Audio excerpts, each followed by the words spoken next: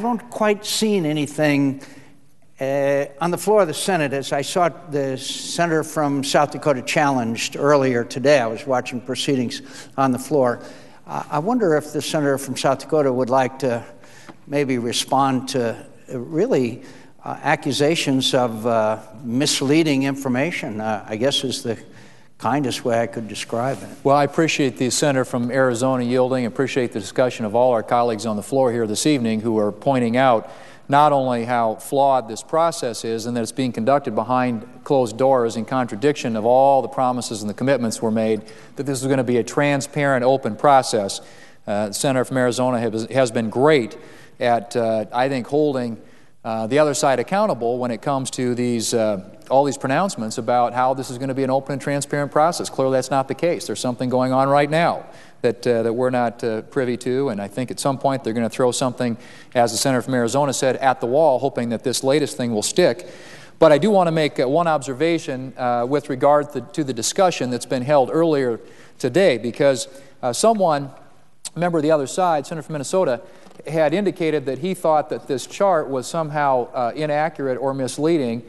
And I want to point out again, Madam President, that the chart is very accurate. In fact, the taxes in the bill begin 18 days from now on January 1st of next year. January 1 of 2010 is when the taxes under this bill begin. And in fact, almost $72 billion of taxes will have been collected before the benefits that start to kick in will be paid out. The premium subsidies that are going to support the exchanges that are supposedly going to help those who don't have insurance get access to it.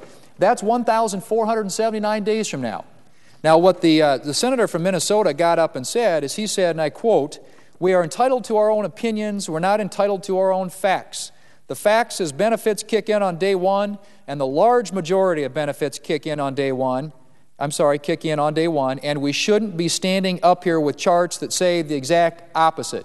Well, Madam President, it's not me saying this. It's the Congressional Budget Office. The Congressional Budget Office has said that 99% of the coverage spending in this bill doesn't kick in until January 1 of 2014, or 1,479 days from here. Now, I say to my colleagues and to most Americans around this country, do you think it's fair to construct a bill that, in order to understate its total cost, starts raising taxes in 18 days, but doesn't start delivering 99% of the coverage benefits until 1,479 days from here?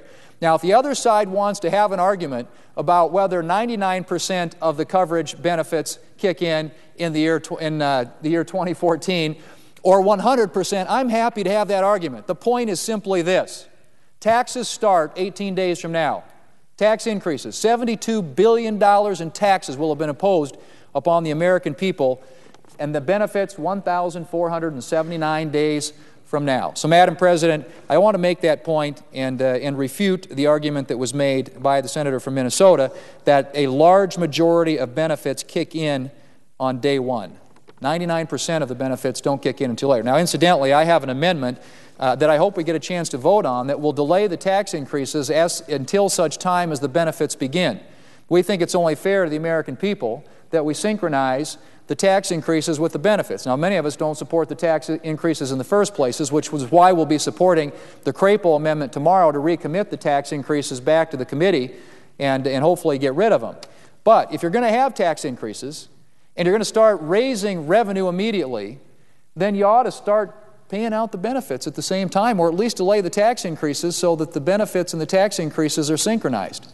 That, to me, seems like a fair way to conduct and to do public policy for the American people. This clearly isn't the case. And the reason it was done this way, Madam President, let's be honest about it, and the newspapers have made it pretty clear that in some of the statements that they've made, the Washington Post, the measure's effective date was also pushed back by 1 year to 2014. That projection represents the biggest cost savings of any legislation to come before the House or Senate this year. But the measure's effective date was also pushed back.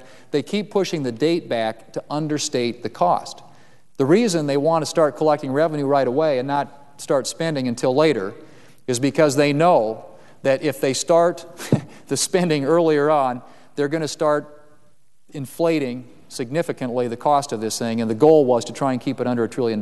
We all know now, and they've acknowledged, that the 10-year fully implemented cost of this isn't $1 trillion, it's $2.5 trillion. The American people deserve to know the facts. That's the fully implemented cost. And the only reason that they can say that in the first 10 years it comes in at $1 trillion or thereabouts is because the tax increases start January 1 of 2010, and the benefits, 99% of the benefits, don't start kicking in until January 1 of 2014. So I thank the senator from Arizona for giving me the opportunity to clarify that. It is important that we make this debate about the facts. I've tried to do that when I come down here and speak, and I'm happy to have the opportunity to restate the facts as they exist, as they have been presented to us by the experts, by the Congressional Budget Office, and by the CMS actuary, both of whom have concluded the same thing when it comes to the benefits and what this is, the impact this is going to have on premiums in this country, which I think is probably the most devastating blow to the argument the other side has made in support of this bill, when the CMS actuary came out last week and said this is actually going to increase, this is going to increase the cost of health care in this country by $234 billion over the next 10 years.